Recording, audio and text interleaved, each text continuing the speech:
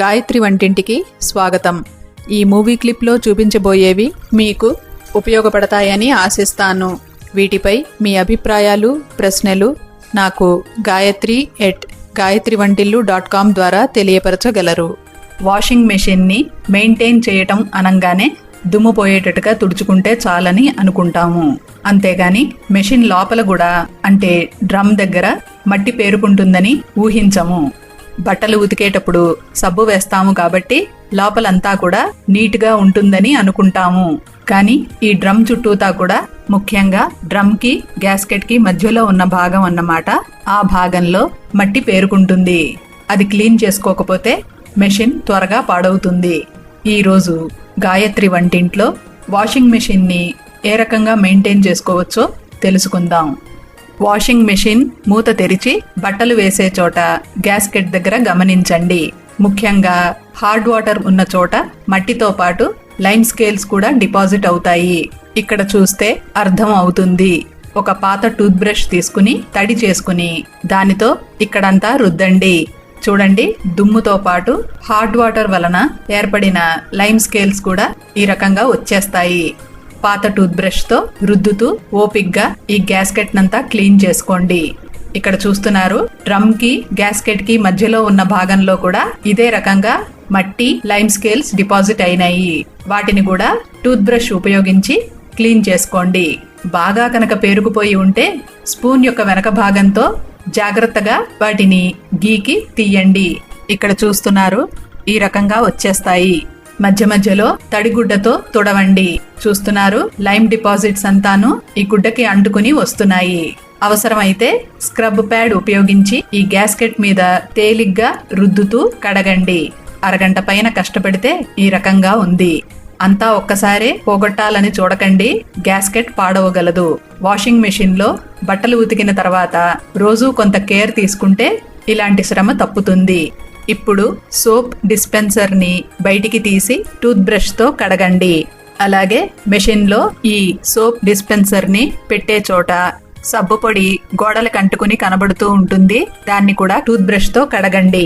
Washing machine అడుగు భాగాన ఉన్న డ్రైన్ అవుట్లెట్ నాబ్ ని ఓపెన్ చెయ్యండి. పొరపాటున జేబుల్లో ఉండే కాయిన్లు కానీ, పిన్లు కానీ, ఇటువంటి వస్తువులు వాషింగ్ మెషిన్ లో బట్టలు ఉతికినప్పుడు ఇక్కడికి చేరతాయి.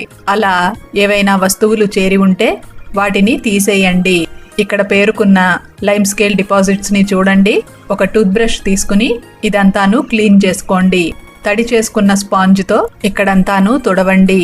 రెగ్యులర్ గా వాషింగ్ మెషిన్ ని మెయింటైన్ చేసుకుంటూ ఉంటే ఇక్కడ పేరుకున్న ఈ లైమ్ స్కేల్స్ మెల్లిగా పోతాయి.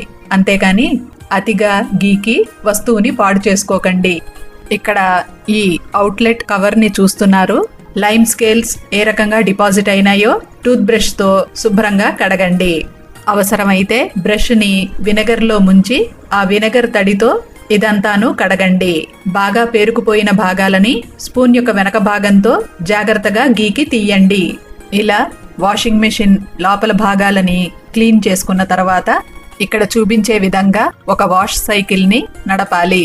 ఇప్పుడు సోప్ డిస్పెన్సర్ లో 1/2 కప్పు బేకింగ్ సోడా వెయ్యండి. ఆ పైన 1/2 కప్పు నీళ్లు పొయ్యండి. అలాగే డ్రమ్ లో 2 కప్పుల వినెగర్ పొయ్యండి. ఇప్పుడు ఈ వాషింగ్ మెషిన్ మూత ముయ్యండి. క్విక్ 30 సైకిల్ సెలెక్ట్ చేసుకున్నారంటే 40 డిగ్రీల టెంపరేచర్ లో సుమారు 40 నిమిషాల పాటు ఈ సైకిల్ నడుస్తుంది. మెషిన్ ని స్విచ్ ఆన్ చేసి నడపండి. వినెగర్, బేకింగ్ సోడా కలిసిన మిశ్రమంతో లోపల డ్రమ్ అంతాను క్లీన్ అవుతుంది. సైకిల్ అయిన తర్వాత మూత తీసి ఒకసారి తుడవండి. చూస్తున్నారు, క్లీన్ గా ఉంది కదూ. ఈ రకంగా వినెగర్, బేకింగ్ సోడా వేసి నెలకొకసారి ఇందాక చెప్పుకున్న విధంగా ఒక సైకిల్ నడపండి. హార్డ్ వాటర్ ఉన్న చోట అవసరాన్ని బట్టి వారానికి ఒకసారి గాని లేదా 15 రోజులకు ఒకసారి గాని ఈ వినెగర్, బేకింగ్ సోడా వేసి సైకిల్ నడపండి. ఇలా చేసుకుంటే మెషిన్ క్లీన్ గా ఉంటుంది. రోజు కూడాను బట్టలు ఉతికిన తర్వాత గమనించండి, కాసిని నీళ్లు ఈ రబ్బర్ కింద కనబడతాయి. మెత్తగా ఉన్న ఒక గుడ్డ తీసుకుని ఈ గ్యాస్కెట్ అంతాను తడి లేకుండా తుడవండి. చూస్తున్నారు, గ్యాస్కెట్ పొడిగా ఉంది. అవసరమైతే డ్రమ్ ని కూడా ఒకసారి తుడవండి. బట్టలు ఉతికిన తర్వాత డ్రమ్ లోపల సోప్ డిస్పెన్సర్ లోపల తడి పోవాలంటే ఇక్కడ చూస్తున్నారు ఈ రకంగా మూత తెరిచిపెట్టి ఉంచండి. అప్పుడు లోపల భాగం అంతా పూర్తిగా ఎండుతుంది. రోజు బట్టలు ఉతికిన తర్వాత గ్యాస్కెట్ ని తుడుచుకోవటం, సోప్ డిస్పెన్సర్ ని అలాగే వాషింగ్ మెషిన్ మూతని తడంతా ఆరటానికి ఓపెన్ చేసి ఉంచటం, అప్పుడప్పుడు వినెగర్, బేకింగ్ సోడా వేసి ఒక సైకిల్ నడపటం, ఇవన్నీ చేస్తూ ఉంటే వాషింగ్ మెషిన్ ఎఫెక్టివ్ గా పనిచేస్తుంది. ఎంతో ఇష్టపడి ఈ వస్తువులను కొనుక్కుంటాము. వాటికి కొంత కేర్ చూపిస్తే చక్కగా పనిచేసి మనకి పని తగ్గిస్తాయి. ఈ మూవీలో చూపించినవి మీకు ఉపయోగపడతాయని ఆశిస్తాను. ఇలాంటి మరెన్నో విషయాలను మీరు నా వెబ్సైట్ gayatrivantillu.com లో చూడగలరు.